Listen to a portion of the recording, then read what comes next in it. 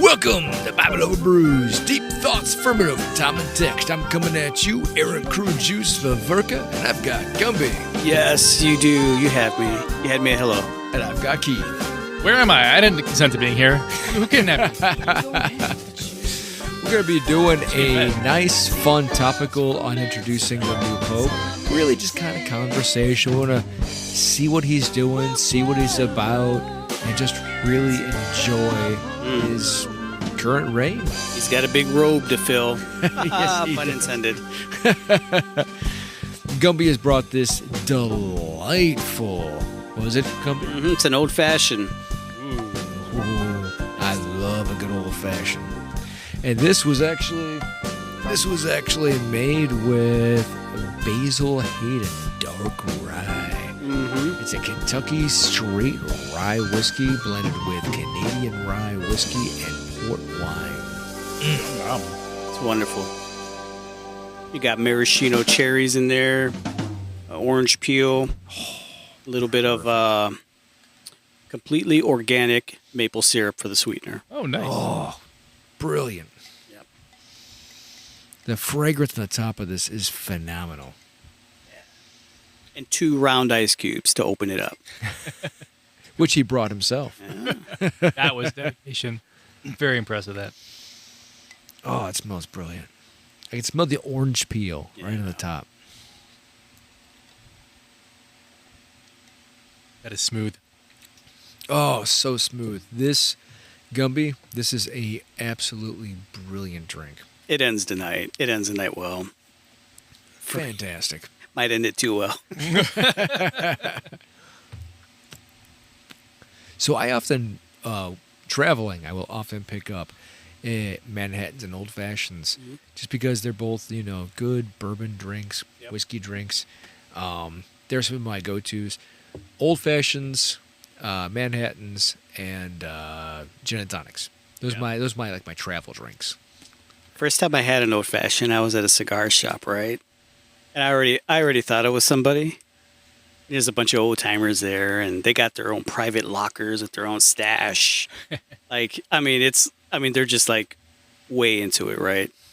And I'm drinking my beer. I brought some kind of beer. Can't remember what I brought.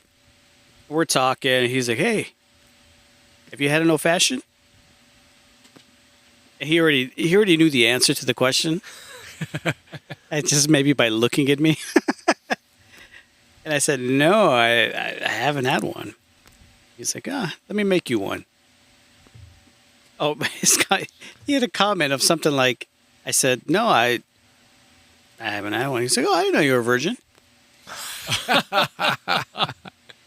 And it was just that kind of atmosphere. And when they were like, "Ah," and I'm like, all right. And he made me one, and he had these cherries in there that I'm pretty sure I've only found them at Giant Eagle, the maraschino ones. Italian. They're quite good. Yeah. So it's the perfect treat once you finish the whole glass. Then you get to eat your cherries. Delicious. It's funny. I was at an event downtown back when I worked for a certain telecommunications company. And I had been invited to a design board. They were actually designing downtown Cleveland, the flats, and the other side of the bank for the businesses that they were building out. And I was brought in as one of the people, as a consultant for the company I worked for. And I was in this meeting. I walked over to the bar because you got a couple of bar certifications to go over and grab a drink or two. So I walk over. I'm like, I would like a Manhattan. And the guy looks at me like, "Is that a drink?" And I was like, Child. And then he looked at the lady and waved her over, and she's like, "Don't worry, I've got this." And she made a brilliant drink for me. Go on break. Go text your mom. Let her know you're okay. She's like, "Come back and see me afterwards. I'll get you another." It's hard to find a good bartender. Oh, yeah. Speaking as a former professional bartender, I can say that. I've had a smoked old-fashioned before. As a matter of fact, you can get them at Carrabba's. They may be seasonal. Don't quote me on that. But they have smoked old-fashions there. Really? So interested in that. I'm like, what does that mean? Just the flavor of smoke? So I ordered one. No, when they brought this thing out, it was literally smoking because they did it over a fire. No way. Whoa. Yeah, it was a lot. I'm about to go up to Carrabba's. Awesome. So, we have introduced a new pope. We did do that. We did do that. God rest his soul. Pope Francis has passed away. If you listen to our podcast, you know that. Even if you're not Catholic. Yeah, yeah. And it's He was a great man. sad thing. Great man, did a lot of great things for the church. Actually changed a lot of good things in the church as far as leadership structure. He got a lot of the right people in place who he removed people who were not doing their jobs. And I had brought this up before, so I really appreciated the things he had done. Now, the new Pope, Pope Leo, he actually did work underneath Pope Francis. So that I found very interesting. He was actually underneath the cabinet of cardinals, right? Yeah. Yeah. So it's very interesting that he was able to be brought in.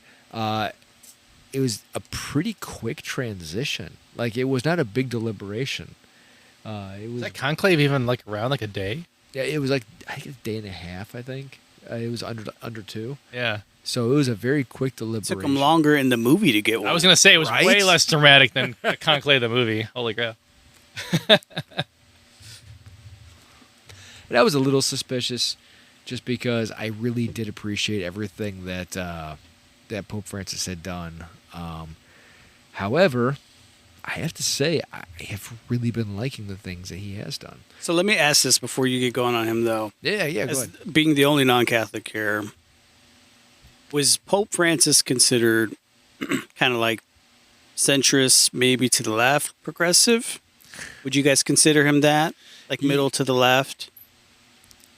Or I was mean, relative to popes, I would consider him to the left. Okay. A pope who does the kind of things and talks the way he talks, especially not just about like issues, but like about like reform, Yeah. only comes around once every in a long while. Like the last one was probably technically what, John the 13th, like Yeah. who initiated Vatican II, but didn't live to see it. Yeah. So like you're talking about like the late 50s, early 60s or whatever. So then Pope Francis comes along. You got to wait 50 years for that. yeah. Okay. Most popes veer right for sure. Like, usually pretty hard right. That was going to be my next question. Where would this guy kind of fall in line after Francis? He's very much a centrist. Okay. He's very much a centrist. They might have found the most middle pope that's ever middled. Yeah. Really? Quite possibly. In a very, very long time. Yeah. All right. That being said, though, I kind of like the direction he's going. He's shown that he has the chops to actually pull some stuff off, and we'll get to a few things he said later. Right now, it's very interesting to go through and look at his life. He was born Robert Francis Prevost, which his ancestry is a little weird too. I didn't actually pull up stuff on that, but he is the first American pope in history. So he is actually from Chicago. Probably a White Sox fan. Oh. Can't all be perfect. He has French, Italian, Spanish, and Louisiana Creole descent. He's Creole. No way. Highlight that last part. What the heck? Really? Yeah, Louisiana Creole. Pull up the- Oh. Now, Oh, let's highlight that last part again. Say it again. the whole thing? Yeah. French, Italian, Spanish, and Louisiana Creole. Now, if you actually look at his ancestry, he actually has some Haitian descent inside the Creole. Oh, wow. So he technically has African American roots. Interesting. Yeah, very interesting.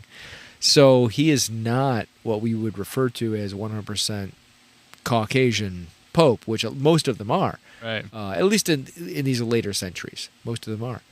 Not so much in the early centuries, but it's very, very interesting to look at that and realize they chose somebody who was not only very American, but actually shows the melting pot of America. Mm-hmm. Like, he's very much everything America represents as far as that mishmash of culture.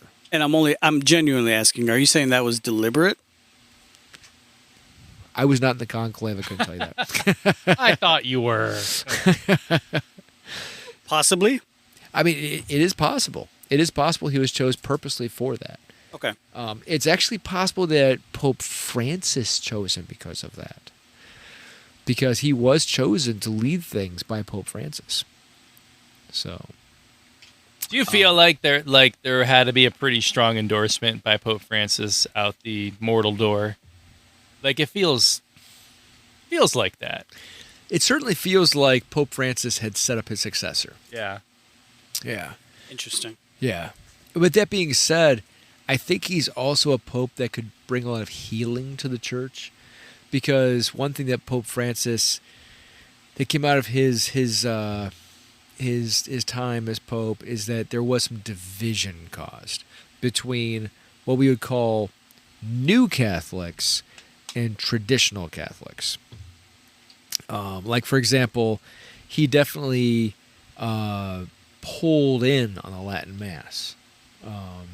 Pope Francis didn't want a lot of the.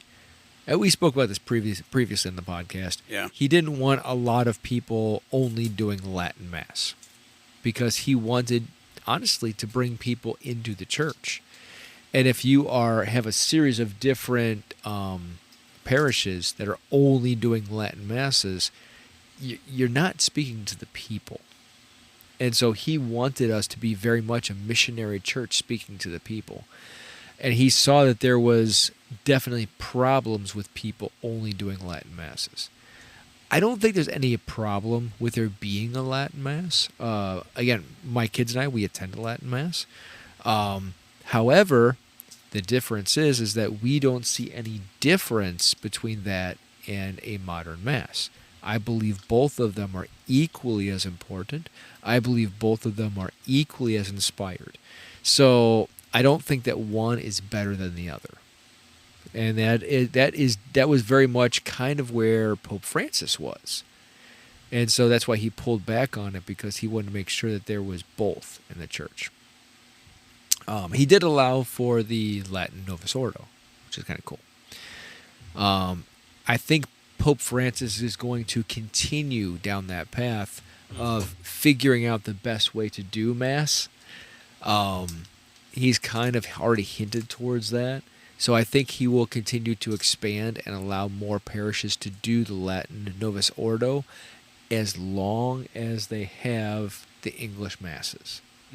So there seems to be, I was reading a report from some people who work at the Vatican who says that it looks like that's the way he's going to progress it. So there's good news for both modern and traditional Catholics there. Interesting. Yeah. I mean, the needle to thread there is the big subtext of what Pope Francis did wasn't just like, oh, there's people doing Latin and there's people doing not Latin or vernacular. It was like the insular communities that were being developed centered around Latin Mass. Right. I mean, like, in some sense, it's like some of them have probably arguably become like far right sleeper cells.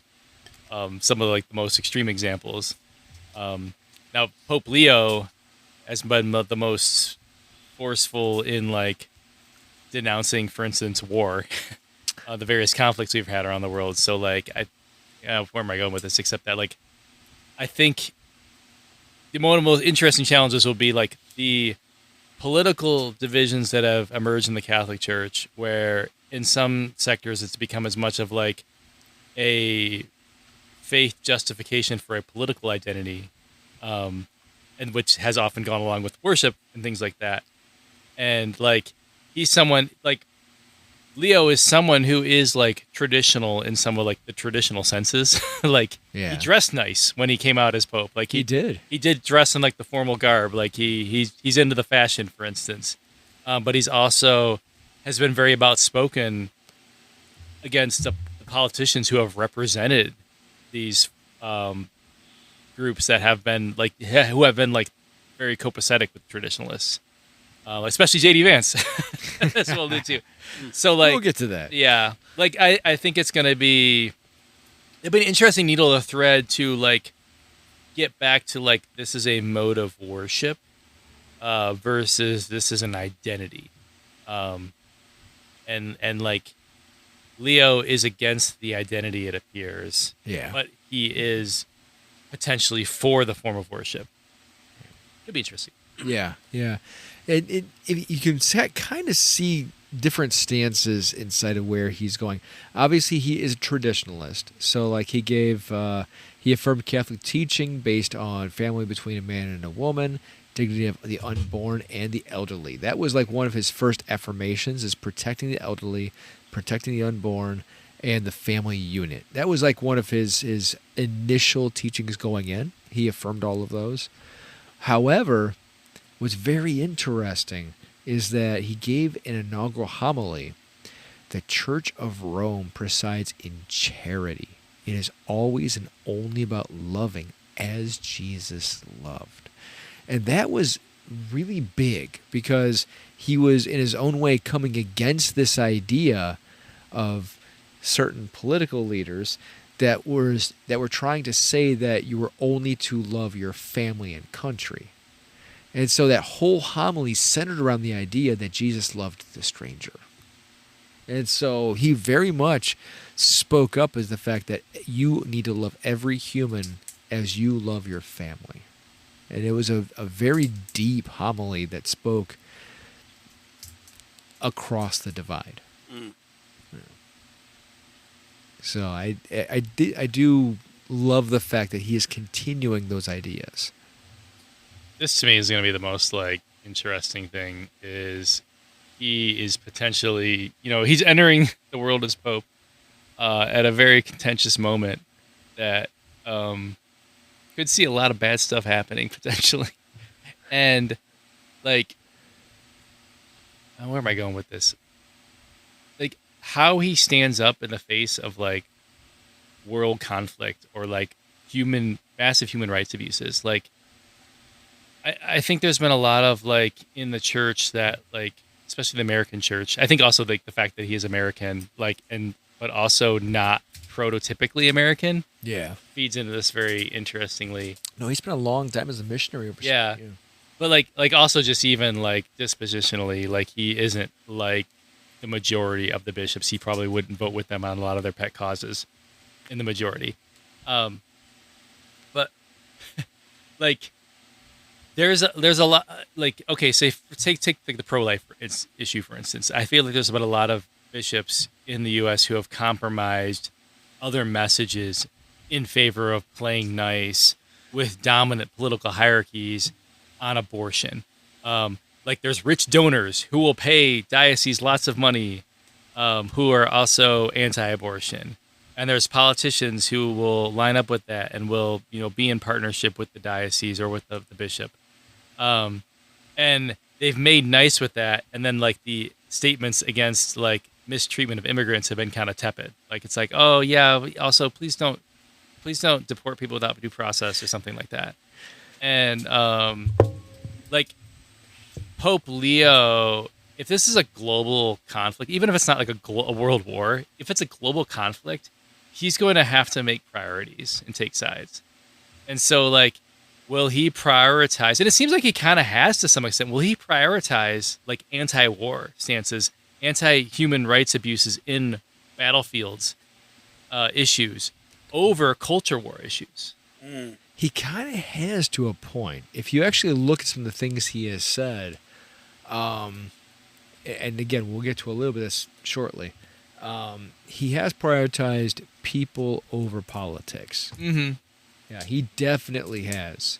A cool thing about him, by the way, Pope Francis initially started the process for Carlo Acutis, the first I just saw that. millennial to be a saint. He started the process for it. Pope Leo has now set a date for his canonization. So he'll officially be a saint of the church here shortly, the first millennial to be a saint. So it's kind of a cool thing. About damn time. Yeah. Spoken by a millennial.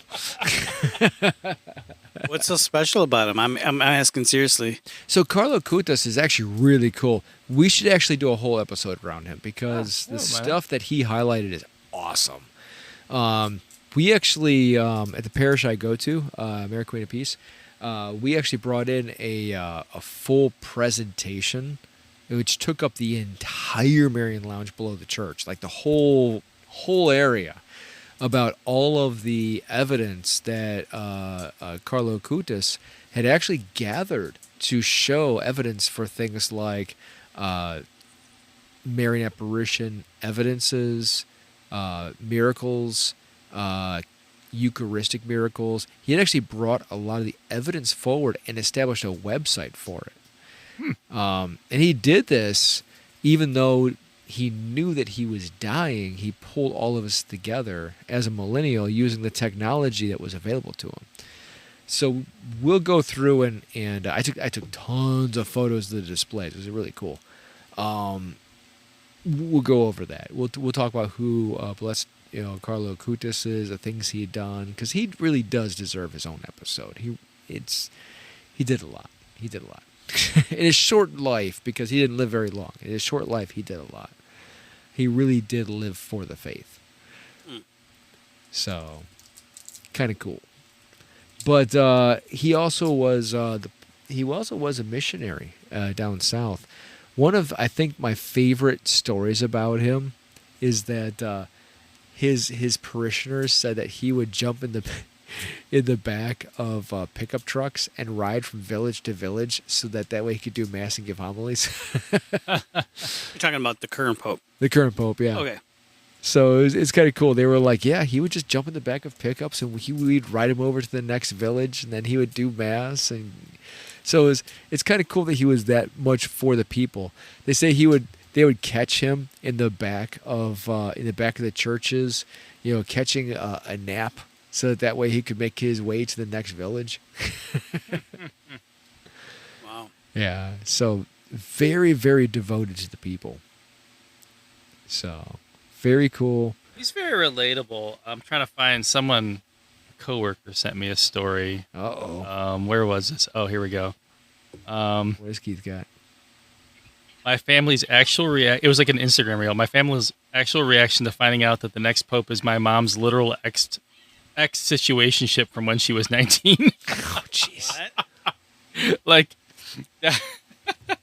I guess so there's been like someone clipped a TV cast of the 2016 World Series and finding the Pope in the audience with some friends. That's cute. But then, yeah, this one clip was like, I haven't verified like all the details of it, but yeah, my mom had a crush on the Pope when she was 19 or something like that. or that he plays Words with Friends, I think. Aww, he plays a couple of different video games. He's the first Pope that we know of to actually play video games. He regularly plays Wordle and Words with Friends with his brothers. Wordle. That's cute. That's great. We do that every night with kids. That's cool. I thought he was in attendance for the 2005 World Series. I thought he was in attendance for the 2016 World Series as well. But he is a White Sox fan, so the 2005 World Series makes more sense. What did I say? I'm sorry, but if you're from Chicago, it's obligatory. You have to be a White Sox fan. Clearly, someone's a Cubs fan, though. I mean, half of them they filled half the stadium in Cleveland in 2016. Hey, here's the difference, though. Here's the difference. The White Sox is a sport. The Cubs is a religion. Oh, dear. To show that kind of devotion. I'm still salty about the White Sox winning the 2005 World Series because at the time, the Indians, the Cleveland baseball team, as I often say when it's pre-Guardians, were actually incredibly good in 2005, but missed the playoffs by a couple games. And I think they would have creamed the White Sox in the playoffs had they made it. Probably. Gotta let it go, Keith. I'll try. It's been a while. As I'll never Take die. that to confession. as 20 El- years. as Elsa once said, "Let it go." So, in an interview, Vance had said Christian teachings advocate for prioritizing love, first for family, Oh, jeez. then neighbors, community, fellow citizens, and lastly, the world. Prevost, now Pope Leo, quoted the article headline, J.D. Vance is wrong. Jesus doesn't ask us to rank our love for others. His most recent post in April shared commentary from a Catholic writer on Mr. Trump's meeting with Salvadoran President Nayib Bukele. I hope I pronounced his name right. The post called the deportation of Maryland resident Kilmore Abrego Garcia to El Salvador illicit and asked, "Do you not see the suffering? Is your conscience not disturbed? How can you stay quiet?" Wait, the Pope said that? Uh-huh. Dang. So again, he very much advocates for the stranger, kind of like a certain Messiah did. So I kind of love the guy. I very much have advocated for a lot of the same things because in America, we like to talk about America first. A certain president has advocated that America first should always be what we say. But aren't we the ones that came here and committed genocide to claim the country? Oh, boy. So what I like to point out is the fact that we need to welcome the stranger the same way that strangers welcomed us. Well, I guess one could argue that I don't know if we were as welcomed as we would like to say that we were. I would say Native Americans were very, very welcoming towards us. No. I don't know. I mean, we had wars with them. Not all of them. Some of them were. Some of them were. I would say, yeah, definitely. I know we got the whole Sacagawea story, John Smith in Disney, but I mean, there's a reason why we genocide. What, like 90% of the indigenous population? Yeah. But if you go back to, following the 2017 mass shooting in Las Vegas, which killed 58 people, Prevost, now Pope Leo, reposted a statement from Kupich calling for increased access to mental health care and stronger, sensible gun control laws. He shared a statement from Democratic Senator Chris Murphy of criticizing political inaction on gun safety that read, quote, "Your cowardice to act cannot be whitewashed by thoughts and prayers," unquote. That is a strong statement. That is a very, very strong statement. And I have often... Dang, just retweeting Kupich. That's a pretty big... Yeah. That's some lefty cred right there. I have often cited different studies based on this. If you look at I'm a gun owner. I own several guns. Oh, you're worshiping guns. And here's the thing. I advocate for gun safety. I don't understand in this country why we will give somebody a gun but not tell them how to hold it, carry it, clean it, and house it. It makes zero sense that we give people the right to something that can take a life in 1.2 seconds, and yet we won't teach them how to use it. So, I always got confused by like when there's like all these news stories about people using guns poorly, and like if like there's a lot of pride among gun owners, like wouldn't they be embarrassed, ashamed of like people doing that with guns? Like, that always just surprised me that people wouldn't be like, oh my gosh, yeah, you have to be safe with guns in the midst of a gun, like a shooting, a mass shooting, or something else where someone who uses a gun irresponsibly and destructively. As a gun owner, I say true. Instead, people are like, oh, guns don't kill people, people kill people. I have an EAA, I have a Ruger, and I have a Glock. I own several guns, and I firmly tell you, as a gun owner, nobody should own a gun unless they know how to carry it, house it, and handle it. Yeah. And I don't own a gun because I have no interest or time to figure out all that crap. I mean, And it doesn't take that long. You shouldn't have to if you don't want to. Exactly. Yeah, for sure. Yeah. It's a complicated thing. I mean, I don't think our federal government will ever outlaw it. Being that one of our biggest industries in this country is making weapons. It's true. It's complicated. We have Lords of War for sure. So, So this gets into, like, I feel, okay, people have argued in the Francis era that we were flirting with schism, where we had, like, say, like the German church going their own way on their synod, and the synodal way being kind of like an appeasement mechanism to get the German church to feel like they were giving feedback without feeling like they had to go off on their own. But then you have the American church, where you do have a very strong political identity that is very distinct from the rest of the world church. And it's kind of reaching a fever pitch where we're like, there is more and more being asked of that group.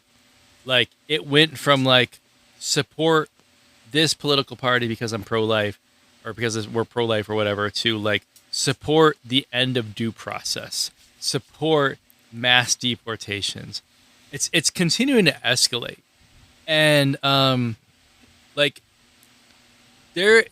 I feel like we're going to be talking about that same threat of, like, schism, if not like a formal schism, like an informal schism, where, like, does the political identity take over, and how does Pope Leo deal with that? Because if he is speaking out continuously against these, like, kind of things that we would take for granted that popes should speak out against, which is, like, violence, gun violence, war violence, treating immigrants poorly, all these things. And if that identity is so strong, like, I mean, I can think of, like, I've had, like, Catholic Facebook friends when I've posted something critical of Nazis being like, replying that I've reported you. Like, there's, like, a certain contingent, like, we know a lot of people voted for this, and a lot of people are gung-ho about it, even going into it, and a lot of people of faith are gung-ho You say about it. gun-ho? Oh, yeah, I know, yeah. nice, Keith. Very nice. He's calling me out.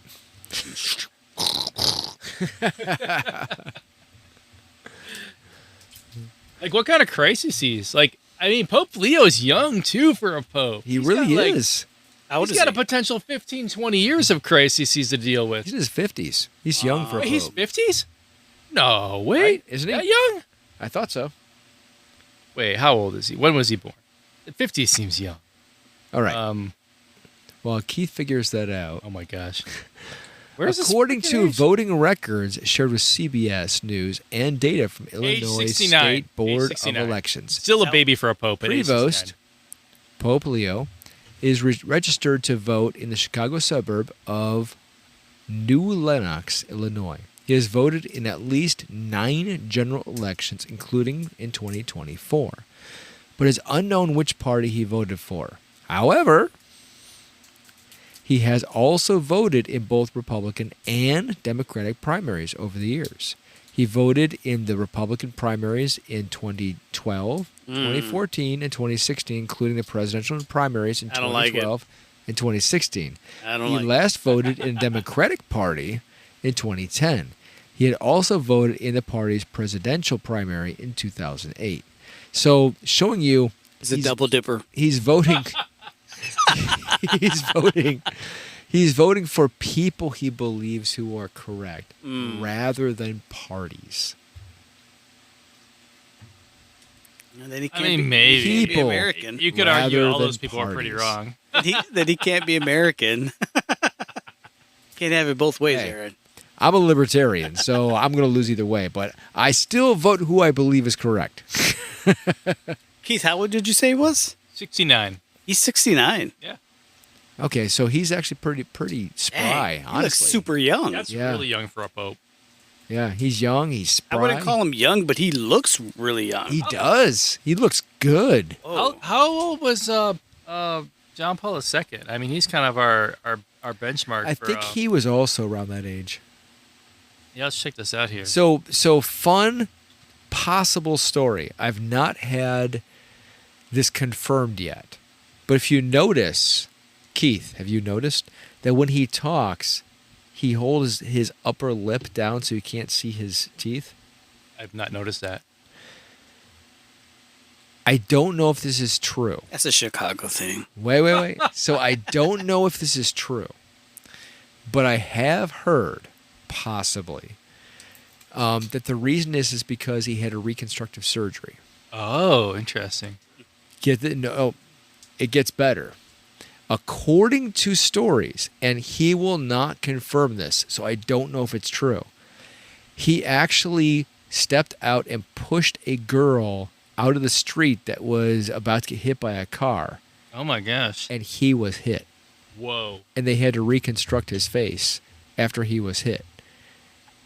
I don't know if this is true. I need that confirmed. He will not confirm it. He won't admit if this is true or not, because it's possibly true that he just does not want to play the hero. But that is a story that I was told because I did look it up, noticing the way he carries his face, Interesting. because he always lowers his upper lip and he won't show his face. Oh, when he goes to smile and stuff. Not that it matters, but do we have any pics that I can see? I can show you after. And when he's talking, it's almost like he purposely keeps his lips down and doesn't smile high enough to see like his teeth and stuff. And What if that's just a smile? it could be, but when I looked it up, according to some reports, and these are people who are his parishioners, but he will not validate it. Apparently, he did. If this is true, he did step out and risk his life to help somebody else. So. I mean, but if that was a true story, why hide it? Well, if you're a priest, it's because you don't want people to know that you did a good thing. Also, it's just like a little That's bit of false. mystique without being For too me, much that's mystique. false humility. Is it false, or is the fact that you don't want to share that? I don't know. I mean, it is what it is. You help someone. There's Just- things that I've done I don't admit to. Well, yeah, the bad things. I can see just letting that float know and being a this. rumor. You know, like it's just like it's good, but like you got to actually notice the lip thing. You know what I mean? To even like care. Yeah. And then like, oh, now you got like a little speculation. Like it's Right. like minor, relatively low stakes speculation. Like See, adds to the yeah. mystique. So I'm one I of can those see weird. letting that build. So I'm one of those weird people that looked it up. Is that his Wikipedia? Maybe that's why I'm not Pope. There was one time I went to my mom's apartment complex, and it's mostly elderly community. Yeah. She's all the way on the top floor, and I go up to the fourth floor, and I'm passing by to get to her apartment. And I walk past this one door to get to hers, and I hear like, "Oh!" Oh no. And Oh no. I kind of just like, I stop for a second, and I just kind of brush it off. I'm like, these are all old people, and they keep the TV really loud. And I walk away, and I hear, "Oh!" And I'm like, what the heck is going on? So, and my mom's apartment is like the next one over. So I just go and I knock on her door, and it was the loudest I heard it. And we both heard it. And I'm like, all right, I can't deny this. Nope. And I go over there, and this, sure enough, man, this lady was having a stroke. Whoa. An elderly lady. It was like super hot like it is now. And she didn't have her air working. She didn't know how to work it, blah, blah, blah. She was sitting by the windows. But ever since then, there's been kind of like this, I'm calling for the canonization of Saint Gumby.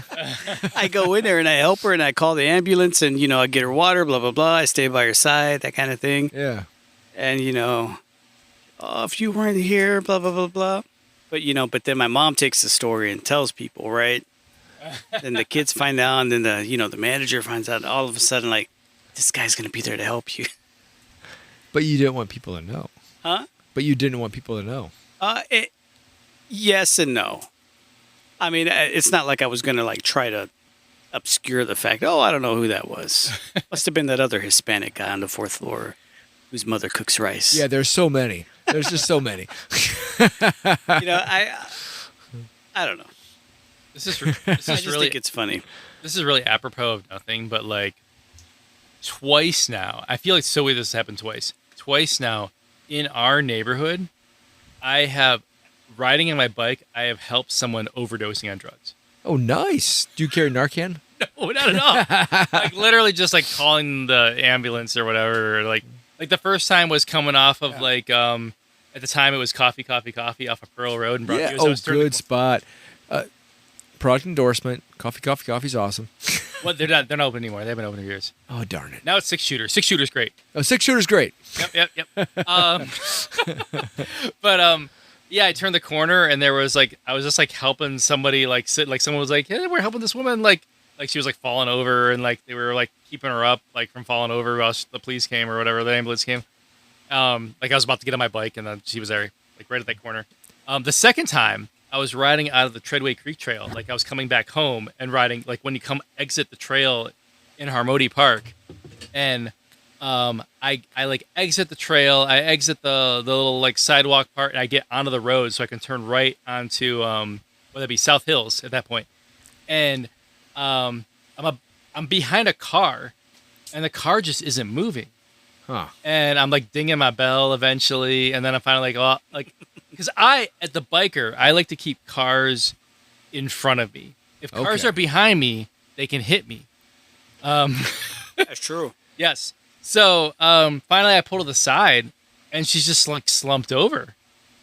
So yeah, like then it's like me and like a bunch of other people. Like apparently, people like play in the park for like 45 minutes or an hour, didn't even notice her. And like yeah, we're just like trying to like call a ambulance and Oh, man. figure stuff out. It's just weird that this happened twice. Like that's just like my Yeah. All right. So if you or I were to be Pope and we were in a running to be a Pope, would you hide that story or obscure it? Or would you just say for what it is? Oh, yeah, I did that.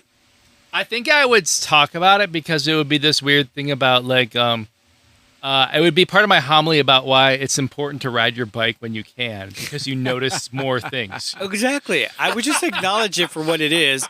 And I wouldn't blow it out of proportion. I'm like, yeah, I mean, I heard some TV. I honestly thought it was a TV. I wasn't going to help it. I stopped. I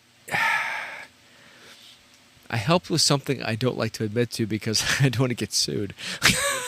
Oh, yeah, don't do that. Yeah, I did help somebody who was very, very, very intoxicated, rolled over several cars, and and there was a lot of gas involved, and let's just say that I don't want to admit to it because I don't want to get sued later, but they didn't get burned inside of anything. But yeah, I'd rather not like say where I was. So I guess there could be reasons why the Pope didn't want to tell it. Yeah, exactly. It would be key to my papacy though because one of my key like pillars would be like encouraging bicycle use. I would like write an encyclical about bicycles. And I guess there is some... He could endorse backseat driving in pickups.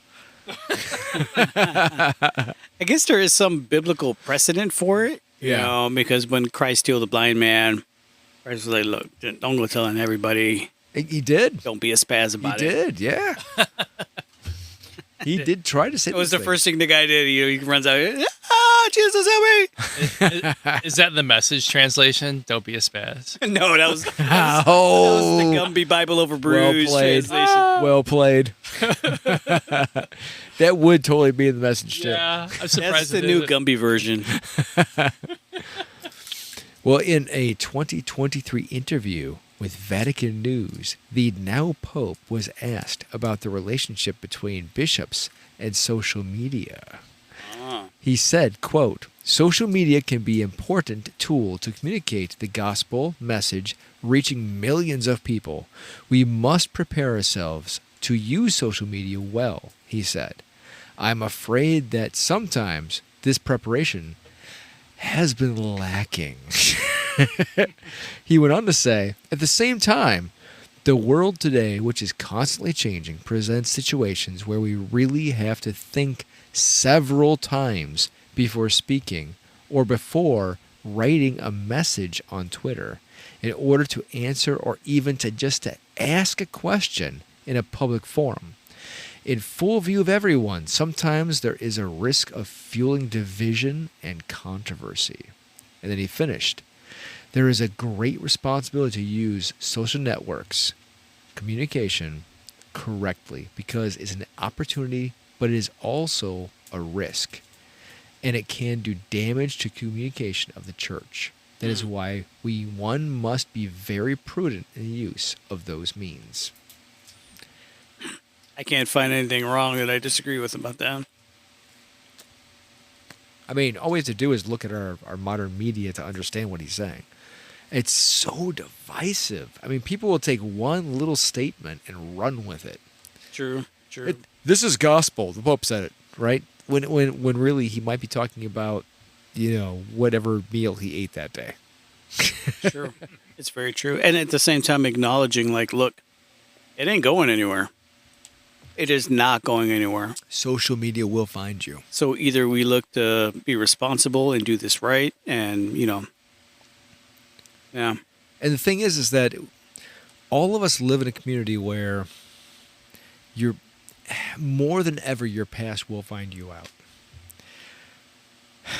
I'm going to say this very, very, very gently. Oh boy. My youngest kids recently found out a little something about my past. And I had to tread on it very, very lightly and remind them that I was not a Christian and I was trying to take care of my family when certain things took place. But they found me out. And they were very forgiving with it when understanding the context of the things that took place. But it goes to show you that what you didn't do in the modern age, it will be found out. Stop it, Aaron. Come on. You got to give a little more than that.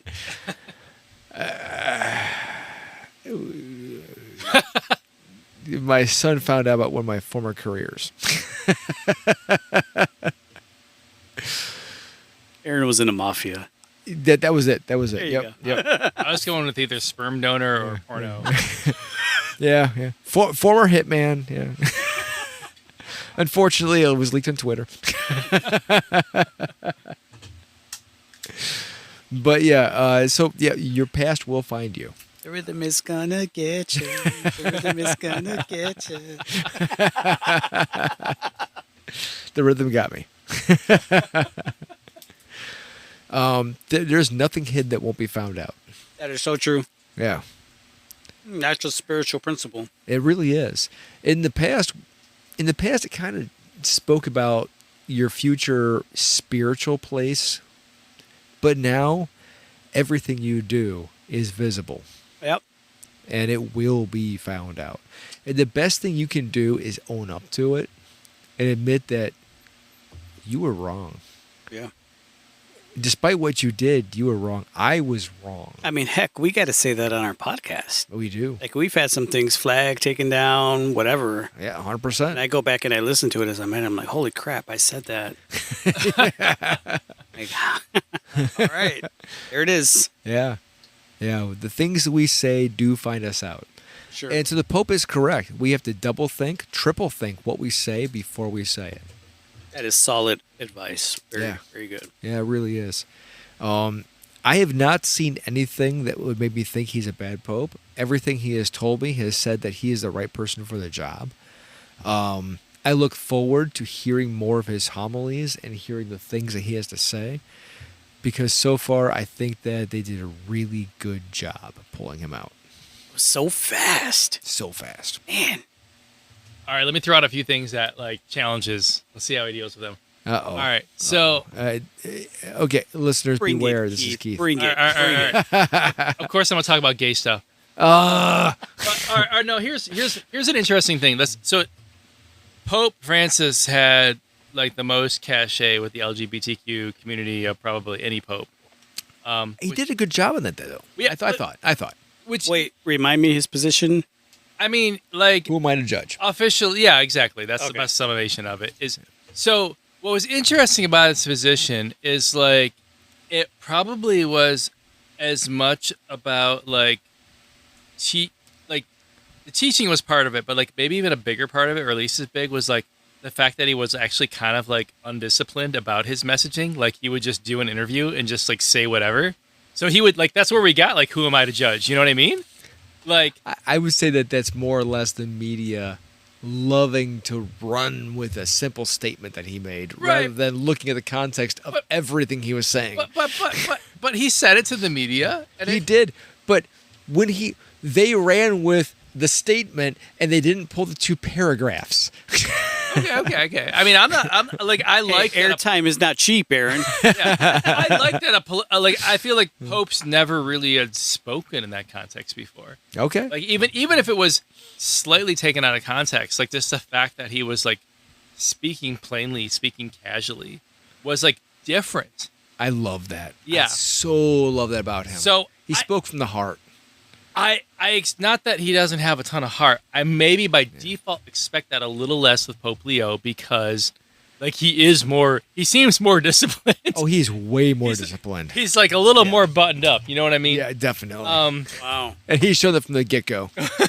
So where am I going with this? I guess there's like two angles. Like, all right, the inflection point I'm seeing is like, okay, we had Pope Francis. He had welcomed like trans folks, you know, in his audience. He had sent even kind letters to nuns who had ministered to trans people.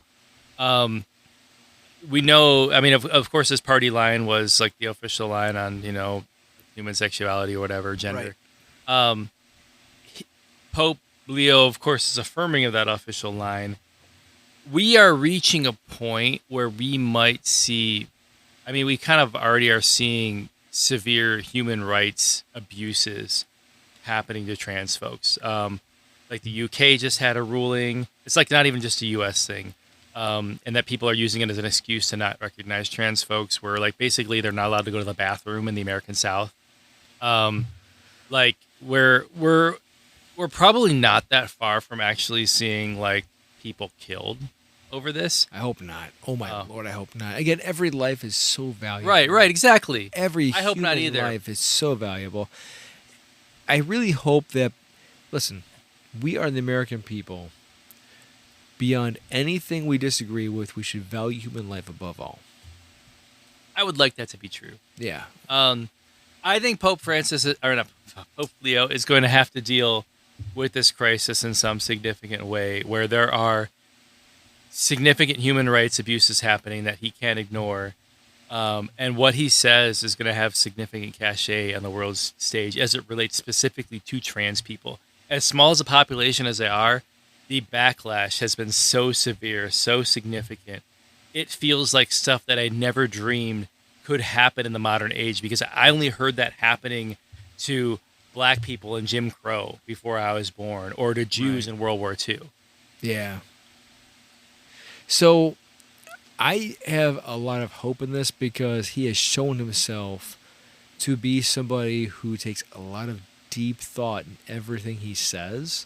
I really do believe, and I hope it's validated, I really do believe that he'll be a pope to find conciliar, ethical, humanitarian bridges to help everybody in need, regardless of where they come from. I hope so too. Yeah.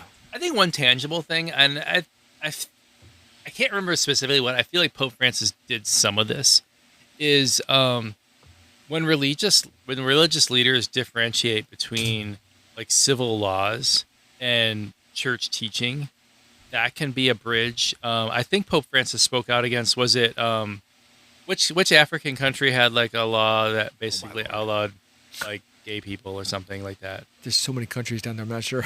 Yeah, but it was a recent one. Africa is a huge country. I thought Pope Francis had said something about that isn't cool. He did. He did. So that is one area, like a pretty easy area to stake out. Is like, just because this is a church teaching doesn't mean that civil laws should reflect it in that same way. Yeah. So the church values every life as an intrinsically valuable essence that needs to be protected. And I stand by that. I really do think that every single life is valuable regardless of where you stand. Because, again, to quote Pope Francis, who are we to judge? I know I'm a sinner. I've done terrible things. I hope to God I am redeemed on the last day. I don't claim to be better than anybody else. Like, literally anybody else. So I hope to God that everybody sees the value in human life. This has made me think of something like that'd be interesting to see whether he would do this or not. Like, I feel like an interesting thing about Pope Francis's papacy is like Americans would often project that he was talking about them when he actually wasn't talking about them. Like, No. Laudato, was it Laudato Si? That's the environmental. Laudato Si, yeah. Yeah, like people be like, "Oh my gosh, he's like saying you gotta use electric car," or like he was really talking about like a bunch of like pollution getting like poured out in like, you know, Argentina. Francis was very promotional of our environment. Right, Yes. but also he was talking about a world context. Like, Yeah. it Absolutely. would be interesting if Leo, being American, was often very specifically talking to America. That would be interesting because so much of what happens in the world happens because Americans think a certain way, or at least, Absolutely. and like, if as incendiary as it would be, as like fostering of conflict it could be, it would be very interesting and spicy to see a pope go squarely after America and its values. Because, and not just because that's spicy and interesting and like inflammatory, but because of what that means to the rest of the world. When people see America do things, they often think that means it's okay for everybody to do them. And if you see a pope speaking out against America's excesses and injustices, that could send a very different message to the rest of the world. I hope you're correct. I've not traveled the whole world. I have been across Canada, Thailand, the Philippines, and I will say our rock, definitely, the rock from America plays across all these countries. So there's definitely values that come from America across all of these countries. There are shared values that happen across all of these countries. Yeah, Yep. I can totally see it. I get it. Yep. So far, I like the guy. I think he's doing great, but he's new. He's new. Let's see what we say in a year from now. Yep. But Pope Leo, I have a lot of faith in what you're doing right now, and I really hope you continue down this path. God bless you, Godspeed, and I really hope that you will become everything I really believe you're becoming. So, Keith, last thoughts? Don't you dare disappoint us, Pope Leo. Gumby? Yeah, don't worry. There's no pressure going on in the world for you to really. It's totally chill. Yeah, everything is good. You could just coast through this. You know, in fairness to him, no pope has ever gone through that. No spiritual leader worth his weight has ever gone through that. So we do. I would surely support this pope and pray for him. Amen. And there's nothing. May your taboo papacy over- be uneventful. Godspeed. Good night. May you keep your head in the sand.